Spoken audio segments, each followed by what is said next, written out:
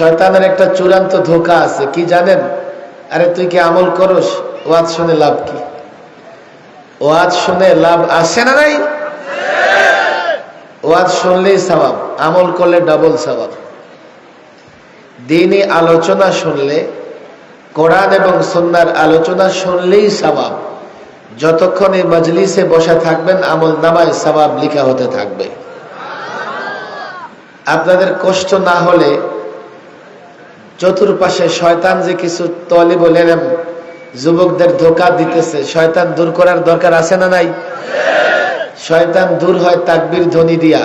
যত দূর তাকবীরের ধ্বনি যায় শয়তান থাকতে পারে না। সবাই জবান খুলে এত জোরে তাকবীর দিবেন যাতে অন্তত শয়তান চান্তিনা থেকে বিতাড়িত হয়ে যায়। আল্লাহু আকবার। মাশাআল্লাহ, ভলিউম তো চড়াই আপনাদের।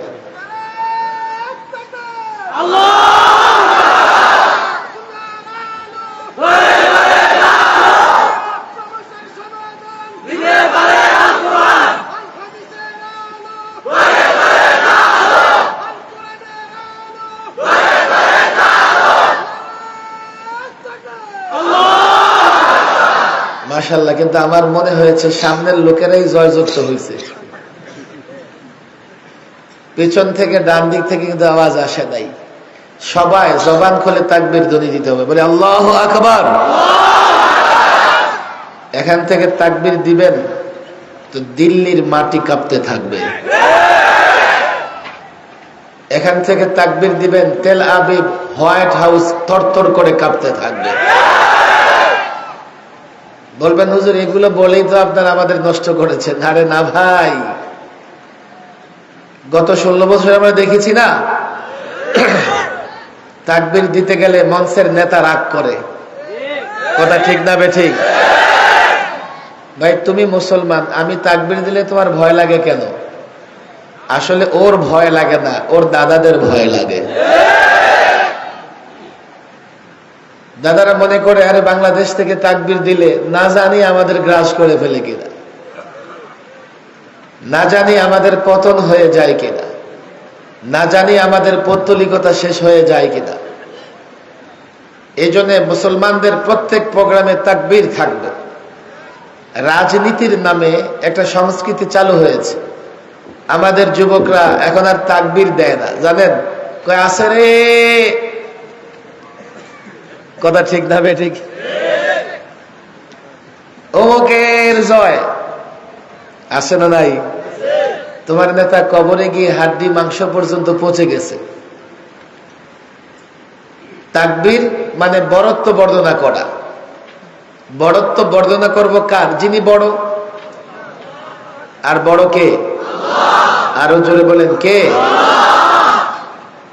যত বড় কাজ, যত ধরনের কাজ সবই তো আল্লাহ করেন, কিন্তু বড় বড় কাজের কথা কোরআনে কারীম আল্লাহ তাবারক ওয়া তাআলা উল্লেখ করেছেন। আসমান কে সৃষ্টি করেছেন? খুঁটি আছে না নাই? আছে খুঁটি? জমিন কে সৃষ্টি করেছেন? জমিনের নিচে খুঁটি আছে। হুজুর কোরআন তো বলে না এটা, জমিনের নিচে খুঁটি নাই। আসমান নিয়ে না বলছে খুঁটিবিহীন আসমান। জমিনের ব্যাপারও আল্লাহ বলেছেন যে আল্লাহ তাবারক ওয়া তাআলা মুমসিকুস সামাওয়াতি ওয়াল আরদ, জমিন এবং আসমান ধরে রেখেছেন আল্লাহ। 1400 বছর আগে এই বিষয় নিয়ে খুব বেশি কথা বলা বলি হয়নি। কেন? এটা মানুষের বোধগম্য হয়। এখন যখন বিজ্ঞান মহাকাশে যায়, তারা ওখান থেকে দেখে পৃথিবীটা শূন্যের মধ্যে ভাসতেছে। এই যে বিশাল পৃথিবী, মহাকাশে হাজারো গ্রহ আছে, পৃথিবীটা ছোট্ট ছোট্ট ছোট্ট, হাজারো গ্রহ উপগ্রহ, সূর্য চাঁদের মতো গ্রহ নক্ষত্র আল্লাহ যদি ধরে রাখতে পারেন, পৃথিবী ধরে রাখা তেমন কঠিন কি কাজ? আমাদের সৃষ্টি করেছেন কে? যিনি বড় তার নামে স্লোগান হবে। তোমার নেতা এত বড় নয় যে তার নামে স্লোগান দিতে হবে। বলে হুজুর আপনাদের নামেও তো স্লোগান হয়। আমাদের নাম শুরুতে ভাবে না, সম্বর্ধনা অভ্যর্থনা ভিন্ন জিনিস। প্রত্যেক কাজের শুরুতে, প্রত্যেক সমাবেশে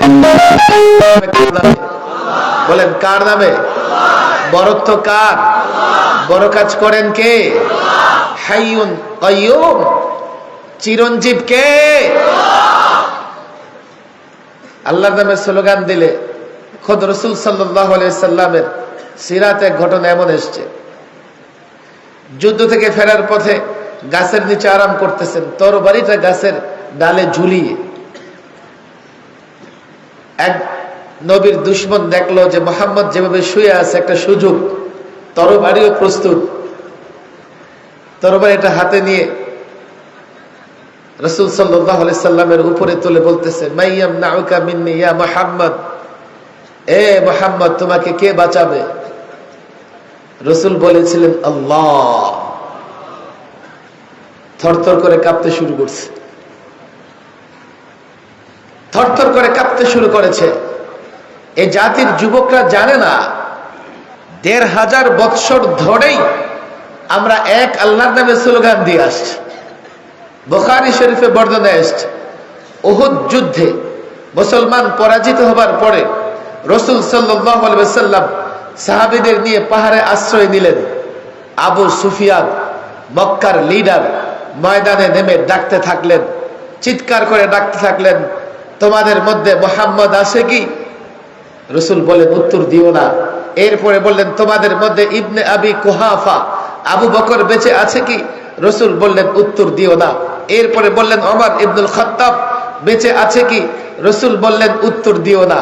এবার আবু সুফিয়ান স্লোগান ধরছে। প্রথমে কি বলতেছে, সব শেষ হয়ে গেছে। ওমর বললেন, আমি আর ধৈর্য ধারণ করতে পারলাম না, আমি বললাম কেউ শেষ হয় নাই, ওরে আল্লাহর দুশমন সবাই জীবিত আছে। আমার স্লোগান কি জানেন? ওল হবল, হবলের জয়। হবল হচ্ছে তাদের একটা মূর্তির নাম। ওল হবল, হবলের জয়। রাসূল বলেন উত্তর দাও। সাহাবা একরাম বললেন, ইয়া রাসূলুল্লাহ কি উত্তর দিব? কে বলো আল্লাহু আ'লা ওয়া আজাল। খেয়াল করবেন, আল্লাহ সম্মানিত, আল্লাহ বড়। এবার আবু সুফিয়ান নতুন স্লোগান ধরলেন, লানাল উজ্জা ওয়ালা উজ্জা লাকুম। আমাদের একজন উজ্জা আছে, তোমাদের উজ্জা নাই। রাসূল বললেন উত্তর দাও। সাহাবা একরাম বললেন কি উত্তর দেব?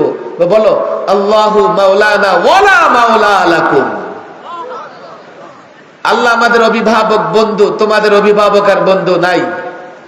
সেই থেকে মুসলমান বরত্ব বর্ণনা করে, মুসলমান স্লোগান দেয় আল্লাহর মর্যাদা, আল্লাহর বড়ত্ব, আল্লাহর শ্রেষ্ঠত্ব। কাফের বেঈমান তারা মূর্তির নামে, কেউ বা কোন তন্ত্রের নামে, কেউ বা নেতার নামে ১৫০০ বৎসর ধরে এটাই মুসলমানদের পাওয়ার ছিল। আল্লাহর নামে স্লোগান দিয়ে আল্লাহর বরত্ব বর্ণনা করে যখনই মুসলমান কোথাও লড়াইয়ের ময়দানে অবতীর্ণ হয়েছে, কাফের মুসলমানের সামনে টিকতে পারে নাই। তাকবীর জোরে দেবেন, জোরে চিৎকার করে দেবেন, বলেন আল্লাহু আকবার।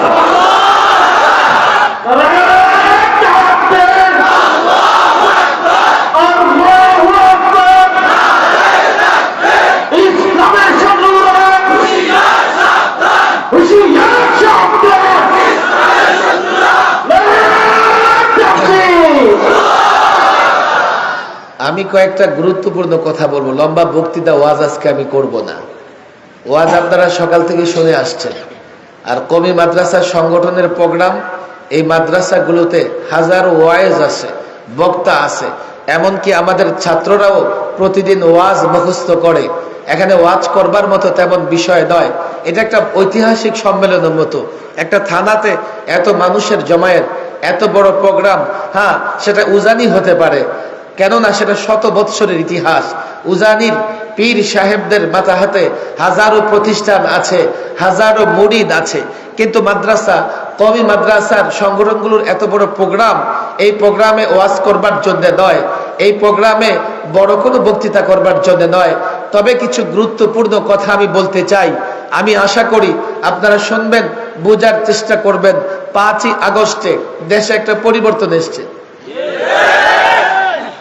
এখন তাফসির মাহফিলের আর অনুমতি লাগে না। দরখাস্ত দিলে বলে হুজুর করেন, আমরা পাহারা দেব। মাহফিলের অনুমতি লাগে না। হক কথা বলতে কারো ভয় ভীতি কাজ করে না। পরিবর্তনের পরে দেশ এখন পুনর্গঠন, মেরামত করা চলতেছে। কেন?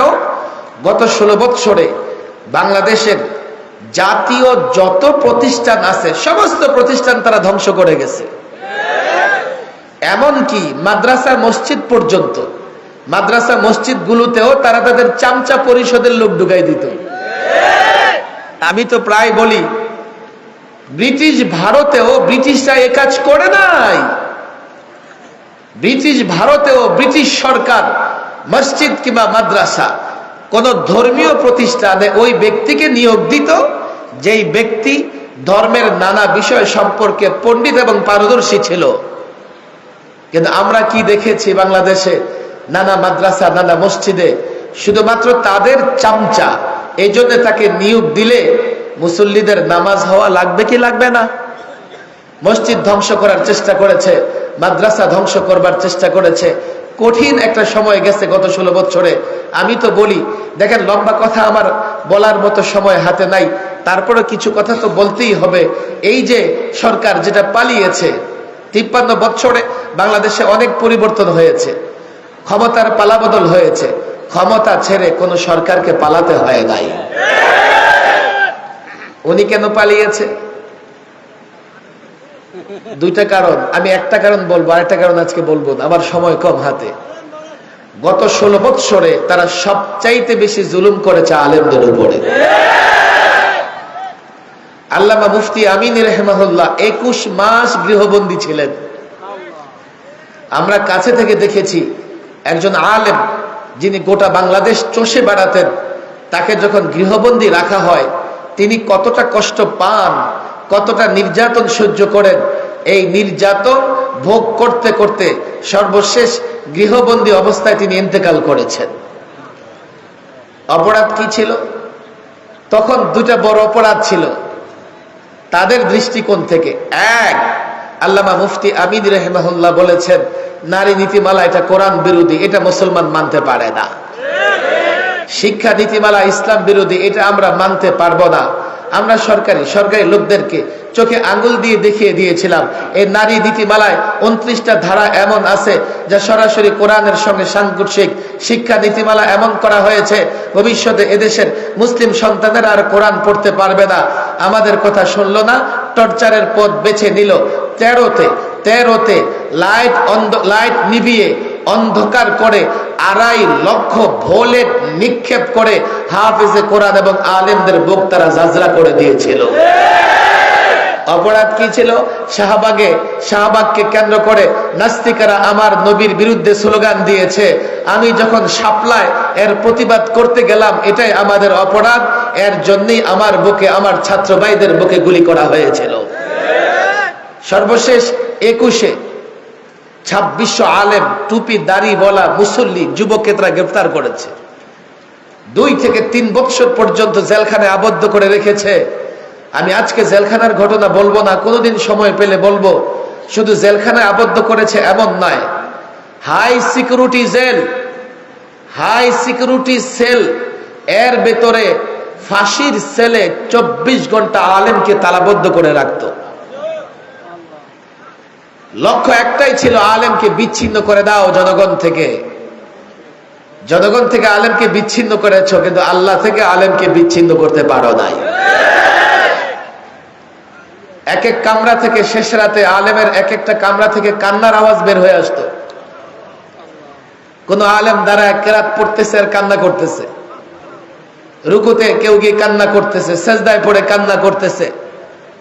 আমাদেরকে এতটা আইসোলেট করে রেখেছে, আমাদের পরিবারের লোকেরাও জানতো না আমরা কোথায় আছি।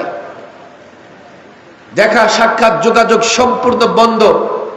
আমার ব্যক্তিগতভাবে কমপক্ষে 2.5 মাস আমি রিমান্ডে ছিলাম।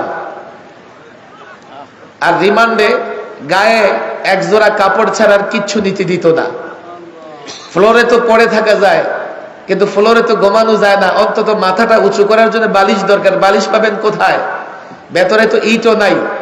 পানি যে খাই বোতল, এই বোতলটাকে মাথায় দিয়ে ঘুমানোর চেষ্টা করতাম। মাঝে মধ্যে ক্লান্ত অবস্থায় কিছুক্ষণ ঘুমিয়ে উঠলে দেখতাম এই বোতলের দাগগুলো মাথার ভেতরে দাগ পড়ে গেছে। নির্মম ভাবে আলেমদের উপর টর্চার করা হয়েছে। এই জন্য তোমাদের পরিণতি এমন হয়েছে, লোকেরা বলে দুপুরের খাবার প্রস্তুত, কিন্তু লোকমা মুখে দেবার সুযোগ হয় না। কি অপরাধ ছিল আমাদেরকে বলা হয়েছে মোদিকে স্বাগত জানাতে হবে। আমি বললাম মোদিকে আমরা স্বাগত জানাতে পারবো না। কেন পারবেন না? রাষ্ট্রীয় মেহমান, রাষ্ট্রীয় প্রোগ্রামে আসতেছে আমাদের প্রতিবেশী রাষ্ট্রের প্রধানমন্ত্রী। আমি বললাম আমি এই জন্যই পারবো না। তার দিকে তাকালে আমি দেখি তার দাঁতে এবং হাতে গুজরাটের নিরীহ মুসলমানদের রক্ত লেগে আছে।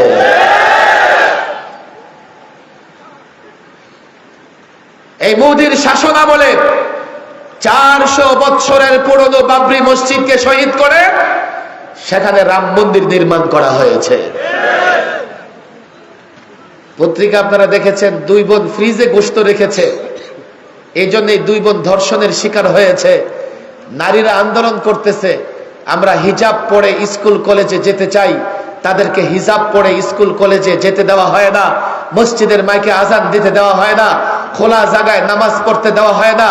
উগ্র হিন্দুত্ববাদীরা মসজিদের মিনারায় উঠে গেরুয়া পতাকা টানিয়ে মসজিদের অবমাননা করতেছে। আল্লাহর নবীকে দিয়ে অহরহ কটাক্ষ হচ্ছে। এমন একটা রাষ্ট্রের প্রধানমন্ত্রীকে বাংলাদেশের শান্তিকামী জনতা আর যাই হোক স্বাগত জানাতে পারে না। এটা আমাদের অপরাধ ছিল। অপরাধ আরেকটাও আছে। কি? আমরা বলেছি এই শিক্ষা ব্যবস্থা চলবে না। 12 থেকে শিক্ষা ব্যবস্থাকে বিকৃত করতে করতে নবীদের জীবনীবাদ, রসুলদের জীবনীবাদ, সাহাবাদের জীবনীবাদ, মুসলিম লেখকদের জীবনীবাদ নিয়ে এসছে ডারউইনিজম। এ জাতির শিক্ষকদেরকে, জাতির ছাত্রদেরকে বানরের বাচ্চা বানানোর ষড়যন্ত্র হয়েছে। আমি বলি কি, আরে আমরা তো আদম সন্তান, আল্লাহ আমাদের মর্যাদা দিয়েছেন। তোমরা তালাশ করে দেখো, তোমাদের যাদের জন্ম পার্কে, নদী, নালায়, খাল, বিলে, তোমাদের জন্মের পেছনে বানরের অবদান আছে কিনা তোমরা তা তালাশ করে দেখো। নির্মম ভাবে ওলামাদের উপর টর্চার করা হয়েছে। এটাই বড় কারণ ছিল তাদের এই পরিণতির পেছনে। রাষ্ট্র পরিবর্তন হয়েছে, এখন রাষ্ট্রকে মেরামত করতে হবে। রাষ্ট্রকে মেরামত করার জন্য সবার আগে এই রাষ্ট্রের জন্য একটা সংবিধান প্রয়োজন। আপনাদের কষ্ট হচ্ছে না তো? আমি আধা ঘন্টার মধ্যে শেষ করে যাব, সবাই বসেন। এই রাষ্ট্রের জন্য একটা সংবিধান দরকার আছে না নাই? স্কুল কলেজের যুবক তোমরা যারা আছো, আমি তোমাদের হাতে পায়ে দড়ি। দেখো, একটু আমার কথা খেয়াল করে শোনো। আল্লামা মুফতি আমিন রহিমউল্লাহ বলতেন যে মৌলবী এবং মিস্টার ওরা যদি একসঙ্গে না হয় দেশে পরিবর্তন আসবে না। তোমরা মিস্টাররা যারা আছো, জেনারেল শিক্ষায় শিক্ষিত, তোমাদের সম্মান করি, তোমাদের সঙ্গে আমাদের সম্পর্ক আছে। আমরা যে কথাগুলো বলি এগুলো আমাদের বাপদাদার কিচ্ছা কাহিনী কথা নয়। মুসলিম হিসেবে এগুলো তোমারও কথা হওয়া উচিত। যদি আমাদের এই কথাগুলো ঠিকঠাক মতো না হয় তোমরা আলেমদের কাছে অভিযোগ করো, আর যদি ঠিকঠাক হয় তোমাদের আলেমদের সঙ্গ দিতে হবে। যদি সঙ্গ না দিতে পারো নিজেদের ঈমান হেফাজত করতে পারবে না। রাষ্ট্রের একটা সংবিধান লাগে রাষ্ট্র পরিচালনার জন্য। 71-এ আমরা এই ভূখণ্ড স্বাধীন করেছি, এর 1 বছর পরে 72-এ একটা সংবিধান রচিত হয়েছে, প্রণয়ন হয়েছে। কিন্তু দুঃখজনক কথা কি জানেন, এই সংবিধানের মূল নীতিতে চলে এসছে সেকুলারিজম, ধর্ম নিরপেক্ষতা মতবাদ। বলে হুজুর এটা কি জিনিস? ধর্ম নিরপেক্ষ মতবাদ এটা আবার কি জিনিস? সেকুলারিজম কি জিনিস? আমি মাদ্রাসার ছাত্রদের বলবো দিলটা খুনে শোনো। আমি মুসল্লিদের বলবো ষড়যন্ত্র কোত্থেকে হয়, কোথায় হয় সেটা আগে বুঝতে হবে। আরে 72-এর সংবিধানে তোমরা সেকুলারিজম কোত্থেকে নিয়ে আসছো? এই সেকুলারিজম তো এদেশের মানুষ বুঝে না, এই ধর্ম নিরপেক্ষতা এদেশের মানুষ বুঝে না। এদেশের মানুষ ধর্মের পক্ষে, ইসলামের পক্ষে। এদেশের সংবিধানে সেকুলারিজম কেন আসবে? যদি বলো আন্দোলন সংগ্রামের পরে আমরা বুঝতে পেরেছি মানুষ সেকুলারিজম চায়, আমি তো বলি 6 দফা আন্দোলন করেছে পাকিস্তান পিরিয়ডে, সেকুলারিজম সেখানে ছিল না। 69-এর গণ অভ্যুত্থানে সেকুলারিজম ছিল না। 70-এর নির্বাচনে সেকুলারিজম ছিল না। 71-এ যখন বাংলাদেশের মুক্তিযুদ্ধরা লড়াই করে, হ্যাঁ, কারো ঈমান দুর্বল হতে পারে, কারো ঈমান শক্তিশালী হতে পারে, কারো আমল কম হতে পারে, কারো আমল বেশি হতে পারে। ধর্ম নিরপেক্ষতার জন্য একজন মুক্তিযুদ্ধ করে নাই। যারা মুক্তিযুদ্ধ করেছে, যারা মুক্তিযুদ্ধের ঘোষণা দিয়েছে, আল্লাহর নামে মুক্তিযুদ্ধের ঘোষণা এসছে ইনশাআল্লাহ বলে মুক্তিযুদ্ধের ঘোষণা খতম করা হয়েছে। যারা যুদ্ধ করেছে আল্লাহর উপর ভরসা করে করেছে, তাহলে 72-এর সংবিধানে সেকুলারিজমকে নিয়ে আসা এই জাতির উপর সবচাইতে বড় অন্যায় ছিল। বলে হুজুর সেকুলারিজম এসছে, সমস্যা কি? দুইটা এক্সাম্পল আপনাদের দেই। কামাল আতাতুরের তুরস্ক। কামাল আতাতুর্ক তুরস্কে সেকুলারিজম প্রতিষ্ঠা করে দাড়ি রাখার উপর ফাইন লাগাই দিলেন। দাড়ি রাখলে জরিমানা। কোরআন শিক্ষা বন্ধ। তুরস্কের লোকেরা গর্ত খনন করে গর্তের ভেতরে ঢুকে কোরআন পড়া শিখত। মসজিদগুলোকে মিউজিয়াম বানিয়ে ফেলা হয়েছিল। কেন? রাষ্ট্র ধর্ম নিরপেক্ষ, এখানে কোনো ধর্মের চিহ্ন থাকতে পারবে না। সেটা যেহেতু মুসলমানদের রাষ্ট্র ছিল, ধর্ম নিরপেক্ষতার স্লোগান দেওয়ার কারণে মুসলমান ধর্ম পালনে, ইসলাম পালনে এতটাই বাধাপ্রাপ্ত হয়েছে, ভাষায় বলবার মতো নয়। এমনকি তুরস্কের বর্ণমালা, এটা আরবির সঙ্গে অনেকটা মিল সামঞ্জস্য ছিল। কামাল আতাতুর্ক কি করলো? সে বর্ণমালাকে পরিবর্তন করে বর্ণমালাকে ইংরেজির সঙ্গে সামঞ্জস্য রেখে তৈরি করলো। বলে হুজুর বাংলাদেশের সমস্যা কি? বাংলাদেশের সমস্যা কি? 11 আপনি সেকুলারিজম এসছে, আমার দিকে তাকান আপনারা, না হলে বিষয়টা বুঝবেন না। 72-এর সংবিধানে সেকুলারিজম আসছে। 75-এর 15 আগস্টে শেখ মুজিবুর রহমানের বিদায় হয়ে গেছে। এরপরে ক্ষমতায় যিনি এসছেন জিয়াউর রহমান, 5ম সংশোধনীতে ওই সেকুলারিজম বাদ দিয়া আল্লাহর উপরে আস্থা বিশ্বাস এটাকে মূল নীতি হিসেবে স্থাপন করা হয়েছে। 2.5 যোগ 3 যোগ বাংলাদেশের সংবিধানে এটা ছিল আল্লাহর উপর আস্থা এবং বিশ্বাস। সর্বশেষ এই পলাতক সরকার সংবিধান সংশোধন করে আল্লাহর উপর আস্থা বিশ্বাস বাদ দিয়ে সেকুলারিজমের স্থাপন করেছে। আবার বলে মুসলমান তাহাজ্জুদ পড়ি, কোরআন পড়ি, তো তোমার কি আল্লাহর উপর বিশ্বাস নাই? রাষ্ট্র পরিচালনায় এত বড় কাজ করবা, আল্লাহর উপর আস্থা বিশ্বাস না থাকলে কেমনে করবা? তুমি মুসলমান হলে কিভাবে সংবিধান থেকে আল্লাহর উপর আস্থা বিশ্বাস তুলে দিয়েছো? এটা কি জিনিস? এটা ঈমান। কারো যদি আল্লাহর উপর বিশ্বাস না থাকে, আস্থা না থাকে, 1000 বছর তাহাজ্জুদ পড়লেও মুসলমান হতে পারবে না। এই যে 11তে পলাতক সরকার সেকুলারিজম নিয়ে আসার পরেই প্রথম আঘাত করেছে শিক্ষা সিলেবাসে, সেখান থেকে ইসলাম মুছে দেওয়ার চেষ্টা করেছে। এরপরে ইসলামী রাজনীতি, আন্দোলন সংগ্রাম বন্ধ। আলেম ওলামাদের উপর টর্চার করেছে। তার মূলনীতি একটাই ছিল সেকুলারিজম। রাষ্ট্রের কোনো ধর্ম থাকবে না, আমরা রাষ্ট্র চালাবো নিজের বুদ্ধি দিয়া। এটাই ছিল বড় সমস্যা। হুজুর এখন কি করতে হবে? এই যে ছাত্র জনতা 5ই আগস্টে দেশে একটা পরিবর্তন নিয়ে এসছে, এই অন্তর্বর্তীকালীন সরকার সংবিধান সংস্কারের জন্য কমিশন গঠন করেছে। সেই কমিশন আমাদের সঙ্গেও যোগাযোগ করেছে। হুজুর প্রস্তাব করেন, আপনারা বলেন এই সংবিধান কেমন দেখতে চান? এই চান্দিনার মানুষ, ছাত্র জনতা, এই যুবকরা আমার কথা বুঝবার চেষ্টা করো। আমাদের দাবি থাকবে একটাই, মুসলমানদের রাষ্ট্রে এই ধর্মহীন সেকুলারিজম থাকতে পারবে না। আমাদের দাবি থাকবে আল্লাহর উপরে পূর্ণ আস্থা বিশ্বাস আবার প্রতিস্থাপন করতে হবে। হুজুর ঠিক আছে, আপনারা দাবি করেছেন, আমরা দেখব রাখা যায় কিনা, আমরা বিবেচনা করব। নো নো, নেভার নেভার, তোমাদের বিবেচনার উপরে ছাড়বো না। আমিও সংস্কার কমিশনে গিয়ে প্রস্তাব দেব, কিন্তু কিছু জায়গা এমন আছে আমরা এগুলো নিয়ে আপোষ করতে পারি না। আমরা ঈমানের বিষয় নিয়ে আপোষ করতে করতে পারি না, আমরা রাসূলুল্লাহর প্রেম নিয়ে আপোষ করতে পারি না। কেউ যদি ঈমানে আঘাত হানে, নিজেকে কুরবানি করতে প্রস্তুত, রক্ত দিতে প্রস্তুত, ঈমানের বিষয় নিয়ে আপোষ করতে পারি না। আল্লাহর নবীকে নিয়ে কেউ যদি কটূক্তি করে জীবন দিতে প্রস্তুত, বরদাস্ত করতে পারি না। আমি তোমাদের বলি, তোমরা সংবিধান সংশোধন করবা, করো, সংস্কার করবা, করো। পার্লামেন্টে 300 আসন আছে, 600 আসন বানিয়ে ফেলো, দ্বিকক্ষ বিশিষ্ট পার্লামেন্ট বানাও, করো। বিচার বিভাগ স্বাধীন করো, নির্বাহী বিভাগ স্বাধীন করো, প্রেসিডেন্ট এবং প্রধানমন্ত্রীর ক্ষমতায় ভারসাম্য নিয়ে আসো। আমরা এগুলো নিয়ে কোনো কথা বলবো না, আমরা এগুলো নিয়ে আমাদের প্রস্তাব রাখবো, কিন্তু আল্লাহর উপর আস্থা বিশ্বাস এটা এমন জায়গা, আমরা এর ব্যতিক্রম, আমরা এর ব্যত্যয় দেখতে চাই না, আমরা এর অল্টারনেটিভ দেখতে চাই না।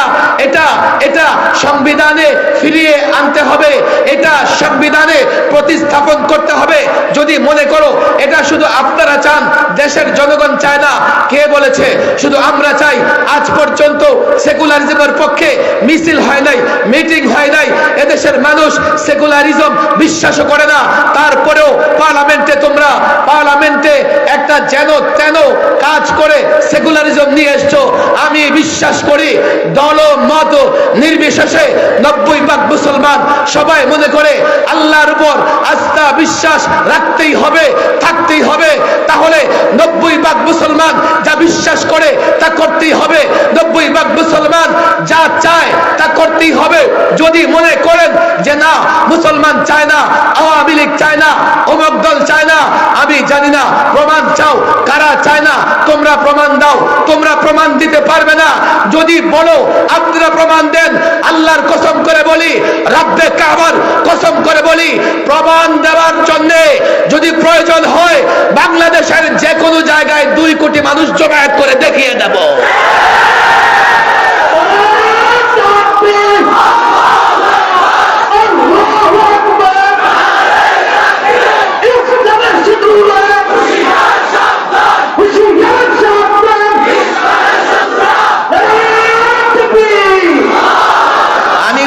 প্রমাণ যদি দেখতে চাও, তোমরা কিভাবে দেখতে চাও?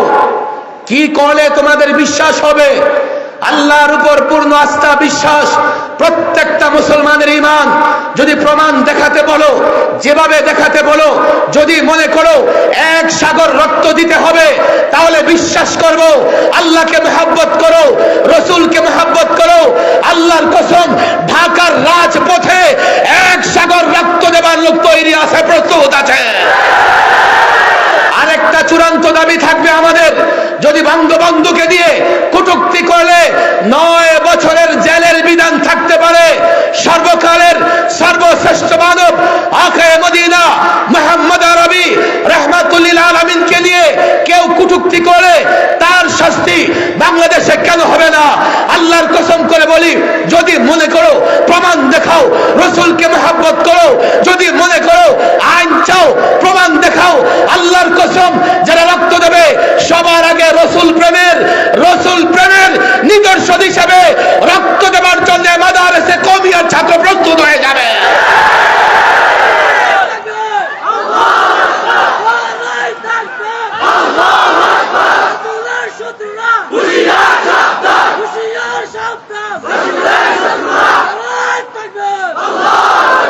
তোমরা যুক্তি চাও? আমি সেই 13 থেকে যুক্তি দিয়ে এসেছি। পৃথিবীর নানা দেশে ব্লাসফেমি আইন নিয়ে আমি যুক্তি দিয়ে এসেছি। পৃথিবীর নানা দেশে ধর্ম অবমাননার আইন আছে। বাংলাদেশেও এক ব্যক্তিকে নিয়ে কটূক্তি করলে 9 বছরের জেলের আইন আছে। আরে যেই মোহাম্মদ হারাবি, এত বড় ব্যক্তিত্ব, শখসিয়ত, আল্লাহ যাকে এতটা মর্যাদা দিয়েছেন, যখন তাকে কেউ কটূক্তি করে তার বিচার হবে না, আর তোমাদের নেতা নেত্রীর বিরুদ্ধে কেউ বললে তাকে গ্রেফতার করে বিচারের আওতায় নিয়ে আসবে। 16 বছর তা হয়েছে, বাংলাদেশে আর তা হতে দেওয়া হবে না। আমি এই কথাগুলো এই জন্যই বলছি, লড়াই শুধু আলেমরা একা কেন করবে? ইসলাম যুবকের, ইসলাম দোকানদারের, ইসলাম চাকরিজীবীর, ইসলাম রাজনৈতিক ব্যক্তির, তাহলে ইসলাম প্রতিষ্ঠার লড়াই আলেমরা একা কেন করবে? কেন? এই সমস্ত বিষয়ে সমস্ত মুসলমান এক কাতারে এসে ভূমিকা রাখে না। আমি চান্দিনা কওমি মাদ্রাসার নেতৃবৃন্দকে বলবো, হতে পারে আমরা অন্তর্বর্তীকালীন সরকারকে সহযোগিতা করতেছি, তারা যেখানে সংস্কার করে আমরা পরামর্শ দিতেছি, এবং এই অন্তর্বর্তীকালীন সরকার যদি সংস্কার করতে গিয়ে ফেসিবাদ দ্বারা আক্রান্ত হয়, আমরা ফেসিবাদের বিরুদ্ধে লড়বো ইনশাআল্লাহ। চট করে ঢুকবা, চট করে ঢুকার চেষ্টা করলে দেশের জনগণ 16 বছরের হিসাব কড়াই গন্ডায় আদায় করে ছাড়বে। স্লোগান দিয়েছ এতদিন জয় বাংলার, এখন জয় শ্রীরাম স্লোগান দিয়ে সাম্প্রদায়িক দাঙ্গা লাগাতে চাও? সেনাবাহিনীর সদস্যের উপর আক্রমণ করো, পুলিশের উপর আক্রমণ করো, আল্লাহর কসম জনতা খেপলে পিঠের চামড়া রক্ষা করতে পারবে না। পলাতক ফেসিস্ট ফোন করে আবার তার দলের নেতা কর্মীদের বিপদে ফেলতে চায়। তুমি এত বড় বাহাদুরের, তুমি পালিয়েছো কেন? কেন পালিয়েছো? তোমার কাউয়াটা কেন পালিয়েছে? এত দাম্ভিকতা, পালাবো না। এখন দূরবীন দিয়েও খুঁজে পাওয়া যাচ্ছে না, কথা ঠিক না বেঠে? সবার কল্যাণের জন্য 16 বছর কথা বলেছি। আমরা প্রতিশোধে বিশ্বাসী নই, আমরা কোন দলের উপর আক্রমণ করতে চাই না, কিন্তু তোমরা যদি বিশৃঙ্খলা করো, জনতা যখন জবাব দেবে আমরা তোমাদের রক্ষাও করতে পারবো না। সাম্প্রদায়িক দাঙ্গা লাগিয়ে মোদিকে ডেকে আনতে চায়, বলে দেশে হিন্দু নির্যাতন হচ্ছে, এই মৌলবীরা হিন্দু নির্যাতন করতেছে। অথচ 5ই আগস্টের অস্থির সময়ে সংখ্যালঘুদের মন্দির, গির্জা, উপাসনালয়ে পাহারা দিয়েছে মাদ্রাসার ছাত্র শিক্ষক টুপি দাড়িওয়ালারা। আমি তো বলি আমাদের হাতেই সংখ্যালঘুরা সবচাইতে বেশি নিরাপদ। আমরা তাদের মন্দিরও আক্রমণ করব না, আমরা তাদেরকে কোথাও বাধাও দিতে যাব না। এর বড় প্রমাণ 5ই আগস্টে কয়েকটা বিশৃঙ্খল ঘটনা ঘটায়া তোমরা বহির্বিশ্বকে দেখাতে চাও বাংলাদেশে সংখ্যালঘু নির্যাতন হচ্ছে। আমরাও সংখ্যালঘুদের ধারে ধারে, আমরাও আমাদের ধর্ম উপদেষ্টা সংখ্যালঘুদের প্রোগ্রামগুলোতে যাচ্ছেন, আমরা তাদেরকে বুঝাতে পেরেছি আমরা তোমাদের জন্য হুমকি নয়, আমরাই তোমাদের জন্য নিরাপত্তার ব্যবস্থা করে দেব। 16 বছর যারা তোমাদের ব্যবহার করেছে, তোমাদেরকে ভোট ব্যাংক হিসেবে ব্যবহার করেছে, তারা তোমাদের জন্য কি করেছে? তারা তোমাদের জায়গা দখল করেছে, তারা তোমাদের উপর টর্চার করেছে। আল্লাহর কসম 1500 বছরের ইতিহাস দেখো, এই 1500 বছরে পৃথিবীর কোথাও মুসলিম শাসকরা অমুসলিমদের উপর টর্চার অত্যাচার করেছে প্রমাণ দেখাতে পারবে না। এগুলো মিথ্যে কথা, চট করে ঢুকে পড়বা। আসো, 16 বছরের হিসাব তো এখনো বাকি আছে। আমরা প্রতিশোধ পরায়ণ নই, কিন্তু আমরা চাই দেশটা সংস্কার হোক, কথা ঠিক না বেঠিক? আমরা চাই দেশ দুর্নীতি মুক্ত হোক, কথা ঠিক না বেঠিক? আমরা চাই অটো কোন কলাগাছ যেন সংসদ সদস্য নির্বাচন না হতে পারে। আমরা চাই কোন গাঞ্জটি হিরুঞ্চি যেন মেম্বার চেয়ারম্যান নির্বাচিত না হতে পারে। সমাজের সভ্য ভদ্র লোকেরা সমাজের নেতৃত্ব দেবে, কথা ঠিক না বেঠিক? আমাদের চাওয়া একেবারে স্পষ্ট, আমরা স্পষ্ট বক্তৃতা করি, কিন্তু তোমরা আবার ফেসিবাদ কায়েম করবে, এই সুযোগ বাংলাদেশের ছাত্র জনতা তোমাদেরকে দেবে না, দেবে না, দেবে না ইনশাআল্লাহ। অনেক কথা, আমি সংক্ষেপে আমার কথা শেষ করতে হবে, একটু খেয়াল করে শোনেন, খেয়াল করে শুনতেই হবে। এই যে পরিবর্তন হয়েছে, এই পরিবর্তনেও মাদ্রাসার শিক্ষার্থী 92 জন রক্ত দিয়েছে।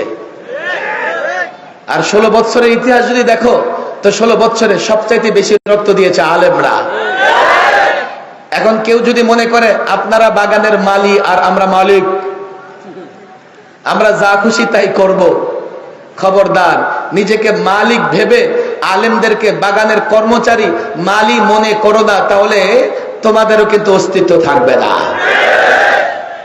পরিষ্কার বলি আমরা, আমি এই ছাত্র জনতা, আমি এই যুবকদেরকে চূড়ান্ত আহ্বান জানাই, আমার কথা বুঝবার চেষ্টা করো।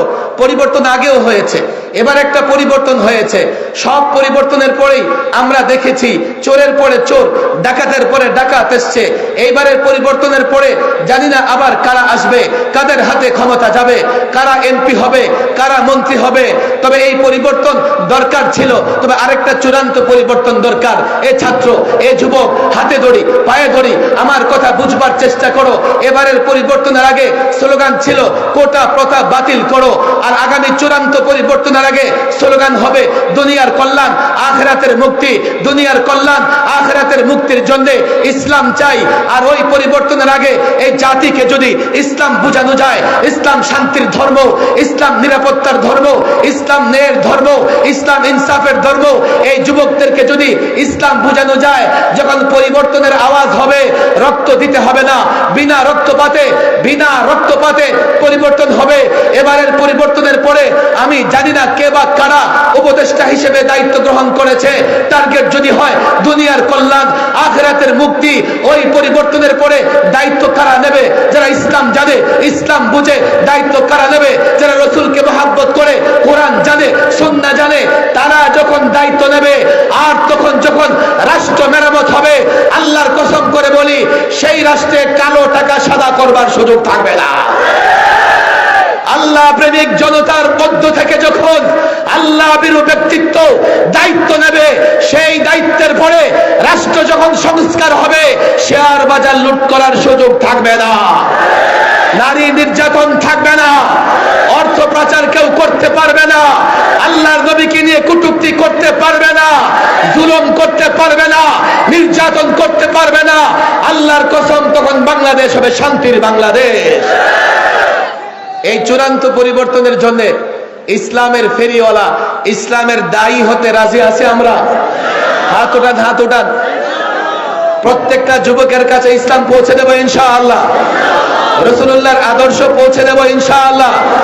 এখানে যারা আছে ওয়াদা করলে এই চান্দিনা এমন কোন ঘর থাকবে না যেখানে ইসলাম পৌঁছাবে না। প্রত্যেক যুবকের কাছে ইসলাম পৌঁছাবে তো ইনশাআল্লাহ? বলবেন হুজুর, যুবক তো মুসলমান, নামে মুসলমান নয়। ইসলামের সৌন্দর্য, ইসলামের বাস্তবতা, ইসলামের ন্যায় ইনসাফ, ইসলাম যে বিজয়ের ধর্ম, ইসলাম ছাড়া দুনিয়ার মুক্তি আখিরাতের মুক্তি, দুনিয়ার কল্যাণ আখিরাতের কল্যাণ ইসলাম ছাড়া হবে না। এটা যুক্তি দিয়ে, দলিল দিয়ে, প্রমাণ দিয়ে প্রত্যেকটা যুবককে বুঝাবো তো ইনশাআল্লাহ?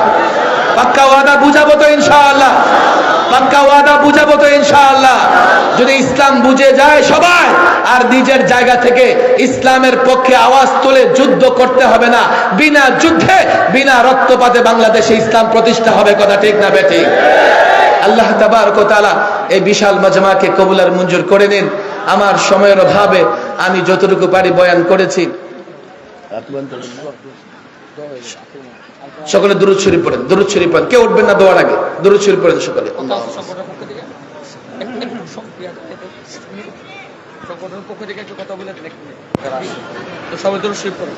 দুরূদ শরীফ পড়েন, দোয়া হবে, দুরূদ শরীফ পড়েন। আল্লাহুম্মা সাল্লি। আরে কি কথা আমি বলে দিই, কি কথা বাকি আছে? اللهم أنت السلام ومنك السلام تباركت يا ذا الجلال والإكرام ربنا ظلمنا أنفسنا وإن لم تغفر لنا وترحمنا لنكونن من الخاسرين ربنا لا تزغ قلوبنا بعد إذ هديتنا وهب لنا من لدنك رحمة إنك أنت الوهاب يا الله يا أرحم الراحمين يا الله يا رب العالمين আল্লাহ তাবারক ওয়া তাআলা সকাল 10টা থেকে প্রায় রাত 10টা পর্যন্ত যারা মাহফিলে এসেছে, উলামাদের বয়ান শুনেছে, বয়ান করেছে, মালিক আমাদের প্রত্যেককে তুমি তোমার দ্বীনের জন্য কবুল করে নাও। আল্লাহ তাবারক ওয়া তাআলা জীবনে যত গুনাহ করেছি, অন্যায় করেছি, নাফরমানি করেছি, মালিক সমস্ত গুনাহের জন্য লজ্জিত অনুতপ্ত তোমার কাছে মাফ চাই, ক্ষমা চাই। আমাদের সকলকে মাফ করে দিয়ে তোমার নেককার বান্দাদের অন্তর্ভুক্ত করে নাও। আল্লাহ তাবারক ওয়া তাআলা চান্দিনা থানার উলামা, তুলাবা, কওমি মাদ্রাসা, সকল দ্বীনি প্রতিষ্ঠানকে তুমি হেফাজত করো। প্রত্যেকটা কওমি মাদ্রাসাকে তুমি দ্বীনের দুর্গ বানিয়ে দাও। আল্লাহ সমস্ত যুবক এবং মুসল্লি ভাইদের মাদ্রাসার সঙ্গে সম্পৃক্ত করে দাও। মাদ্রাসা মাদ্রাসায় মহব্বত করতে পারে, ওলামাদের মহব্বত করতে পারে, সেই তৌফিক দাও।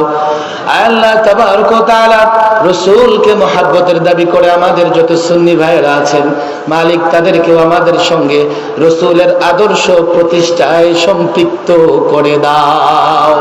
আল্লাহ তাবারক ওয়া তাআলা বাংলাদেশকে হেফাজত করো, সমস্ত মুসলমান রাষ্ট্রগুলো হেফাজত করো, পৃথিবীর আনাচে কানাচে যেখানে মুসলমান নির্যাতিত সমস্ত মুসলমানের সুরক্ষার ব্যবস্থা করে দাও।